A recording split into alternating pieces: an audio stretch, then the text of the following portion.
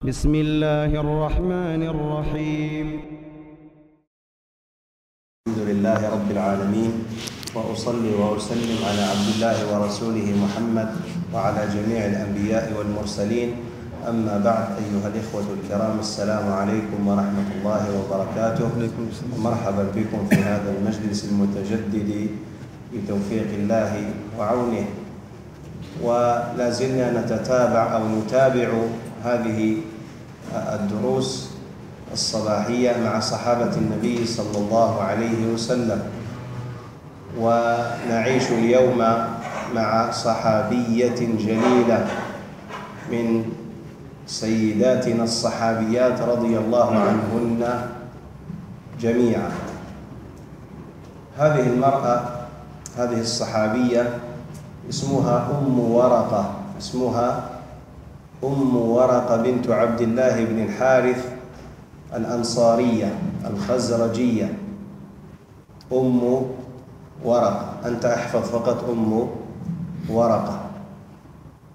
هذه الصحابية الجليلة كانت من النساء اللاتي أسلمن مع الرعيل الأول، يعني في بداية الإسلام. بمجرد ما هاجر النبي صلى الله عليه وسلم إلى المدينة بايعته على الإسلام، فدخلت في الإسلام في بداية عهدها. Nous parlons aujourd'hui d'une femme parmi les femmes de Sahaba radiyallahu anhum ajma'in. Cette femme s'appelle Waraka. Waraka, jusqu'à maintenant, on a parlé de 3 femmes. Sulaym bint Milhan, wa Hiram bint Milhan, wal Khansa, wa hadhihi ismuha Waraka radiyallahu anha. Cette femme a embrassé l'islam dans son début. Quand Rasul sallam a fait l'immigration, elle a embrassé l'islam. لما دخلت في الإسلام, cette femme avait une qualité. أحبت القرآن. Elle a aimé le Coran. أحبته حبا عظيما حتى حفظته كله. جمعت القرآن في عهد النبي صلى الله عليه وسلم. Vous savez, il n'y a pas beaucoup de Sahaba, hommes et femmes, qui ont fini l'apprentissage de tout le Coran pendant la vie du prophète sallallahu alayhi wa sallam. La plupart l'ont fini après. Cette femme faisait partie des femmes qui aimaient le Coran tellement elle l'aimait, elle l'a appris alors que Rasul sallallahu alayhi wa sallam était encore en vie. Radiyallahu anha. Plus que ça, أكثر من هذا, وكانت تتقنه وتحسن قراءته. Elle lisait le Coran, elle perfectionnait la lecture du Coran. À un point où le Nabi alayhi salatu salam l'a autorisé de diriger les femmes chez elle. Et là, j'ouvre la parenthèse pour dire c'est une sunna qui oublie aujourd'hui le fait que les femmes font la prière entre elles, avec une femme imam. Sauf que la femme qui dirige les femmes en imama, salat, elle ne doit pas devancer les femmes. Elle doit juste être au milieu du premier rang. Elle ne devance pas comme les hommes.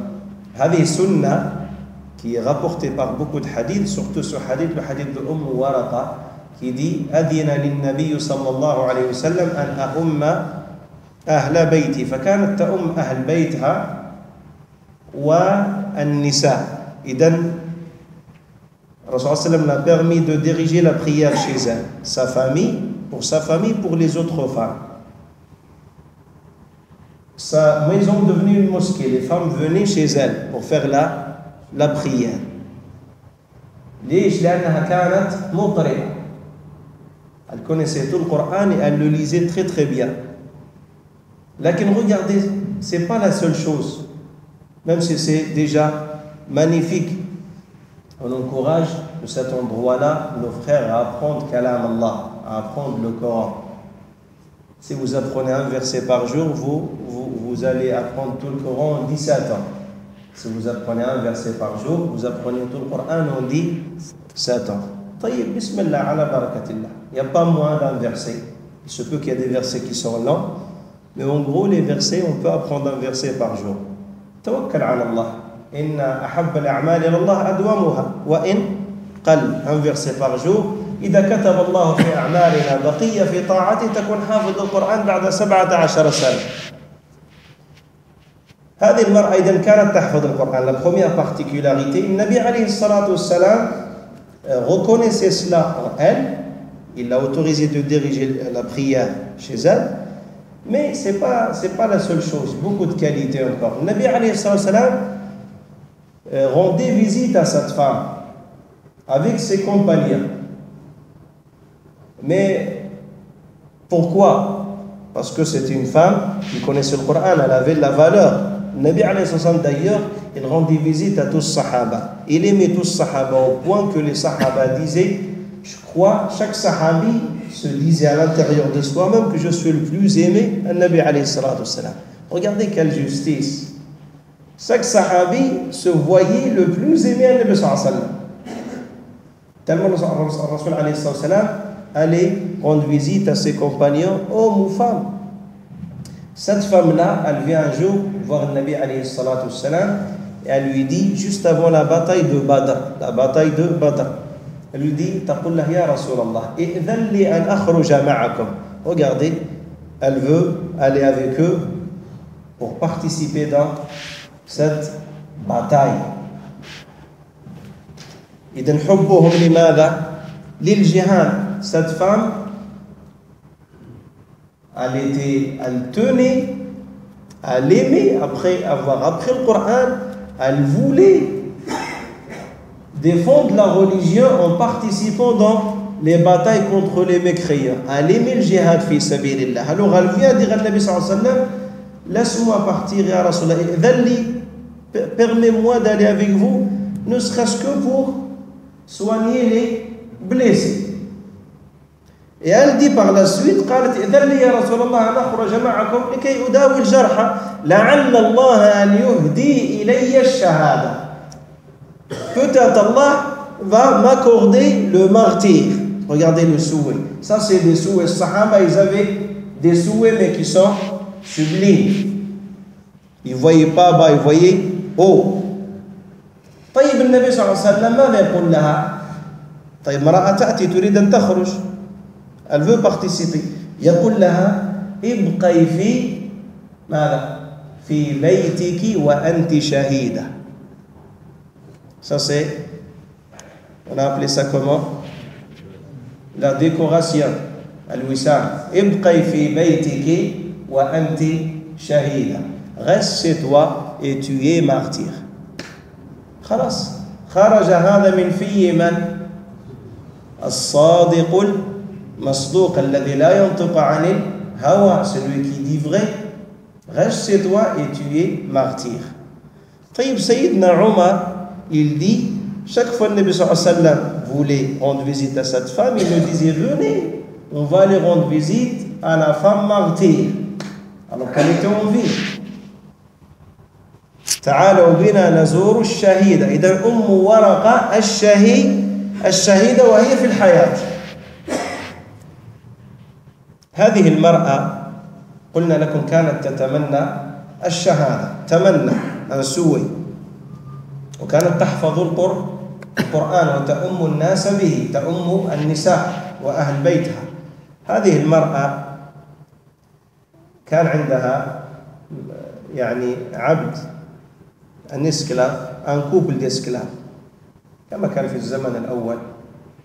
فقالت لهم، دبرتهما يعني قالت لهما بعد موتي أنتم أحرار لوجه الله، يعني je vous libère, لكن à condition, avec une condition, c'est après ma mort. يعني après ma mort vous êtes libre. Pour l'instant je suis en vie, vous êtes encore, vous m'appartenez. Après ma mort vous êtes libre, et c'est déjà beaucoup. Qu'est-ce qu'ils ont fait? Le shaitan yati, ça c'est comme les gens aujourd'hui. Je crois qu'il y a une histoire comme ça. Vous me payez tant que je suis encore en vie. Les achats comme ça. Il y a un nom ça. الفياجي. وقلنا للناس هذا محرم لا يجوز، لأن العقود لابد أن تكون في الإسلام واضحة، ليست مبنية على وهم. هذا الفياجي والمشاكل هذا ما يجوز، هذا التلاعب بالدين. تبعت لا يجوز لك أن تبني عقد sur quelque chose ça peut être ça, ça peut être ça. ممنوع شرعا. من شروط العقد أن يكون محددا. Ah, ça finit quand et ça commence quand? C'est quoi السلعة? Qu'est-ce que tu veux me vendre? Elle est où? تبعنا؟ طيب هذا موضوع آخر. Qu'est-ce qu'ils ont fait ces deux esclaves? Ils ont dit jusqu'à qu'elle meure. On ne sait pas quand elle meurt. Dans ce cas-là, ils l'ont tuée. قتلوها في بيتها. Ils l'ont étouffée حتى ماتت. سيدنا عمر, النبي صلى الله عليه وسلم توفي. Ça c'est à l'époque de la khilafa de Omar radiyallahu anhu. Il sort un jour, ces deux esclaves, quand ils ont fait ça, ils voulaient anticiper en fait leur liberté en fait. Ou accélérer leur liberté parce qu'il faut qu'elle meure. Sayyidina Omar yakhruj min baytihi yawman, il dit Ya Allah, lam asma' al-bariha أو لا أسمع أو لم أسمع البارحة قراءة ورقة لم أسمعها تقرأ القرآن. J'ai pas entendu notre mère Waraka ou notre tante عفوا. Et quand on dit tante, c'est pas sa tante vraiment. لكن كان هذا تعبير شائع. Notre tante Waraka تقرأ القرآن. Elle était habituée. قلت لكم كانت امرأة elle était attachée au Coran. Elle l'aimait. درجة حافظته كانت تقرأه. Il dit Omar, j'ai pas entendu sa voix. Vous savez, ils avaient tellement des petites maisons et le Medina. Vous savez, le Medina, à leur époque, c'était l'équivalent de ce qu'il y a aujourd'hui en esplanade autour de le Masjid al-Nabawi. Celui qui est parti faire l'Umrah ou le Hajj, il sait que l'esplanade, le marbre blanc qui est autour de le Masjid al-Nabawi, c'est ça, c'était ça midi, les maisons de midi. C'est pas comme ce que vous voyez aujourd'hui, ça c'est juste la mosquée et son espace extérieur. C'était juste ça le Madina. C'est que les gens, quand tu passais, t'entendais les gens quand ils priaient et tout ça. يقول عمر رضي الله عنه لم أسمعها فذهبت لأزورها. Vous savez, les Sahaba رضي الله عنهم après la mort de Nabi sallallahu alayhi wa sallam, surtout Abu Bakr et Omar, ils faisaient la même chose que le Nabi alayhi salatu wa sallam. Dans sa vie, Nabi sallallahu alayhi wa sallam allait rendre visite à tel, il faisait la même chose, Abu Bakr et Omar. Et d'ailleurs, quand Rasul allait rendre visite à quelqu'un, il prenait avec lui toujours Abu Bakr et Omar radiyallahu anhu. Et donc, Omar radiyallahu anhu, il allait rendre visite à cette femme. Mais un jour, il ne l'entend pas, il dit, qu'est-ce qui se passe? Peut-être elle est malade. Il rentre, il la trouve morte, enveloppée dans un linge. فيقول صدق رسول الله صلى الله عليه وسلم عندما كان يقول تعالوا بنا نزور الشهيدة. Il dit, le prophète sallallahu alayhi wa sallam a dit vrai quand il nous disait avant, venez, on va rendre visite à la femme martyre. فماتت شهيدة وهي في بيتها. Comme Rasul sallallahu alayhi wa sallam l'a dit, reste chez toi et tu vas voir, Allah va t'accorder le martyr. فماتت هذه الصحابية الجليلة التي كانت تحفظ القرآن وتؤم به الناس في بيتها وتريد أن تجاهد في سبيل الله فأعطاها الله ما أرادت وهي في بيتها. Allah lui a accordé ce qu'elle voulait en restant chez elle. نسأل الله جلت قدرته أن يرحمها وأن يرضى عنها وأن يتوفانا راض عنا وأن يرزقنا حب هؤلاء الخيار من صحابة النبي صلى الله عليه وسلم وأن يرزقنا الاقتداء بهم وأن يوفقنا لطاعته ومرضاته وأن يحفظنا وإياكم من الفتن والمحن ما ظهر منها وما بطن. هذا والله تعالى أعلم وصلى الله وسلم وبارك على نبينا محمد والحمد لله رب العالمين. بارك الله فيكم.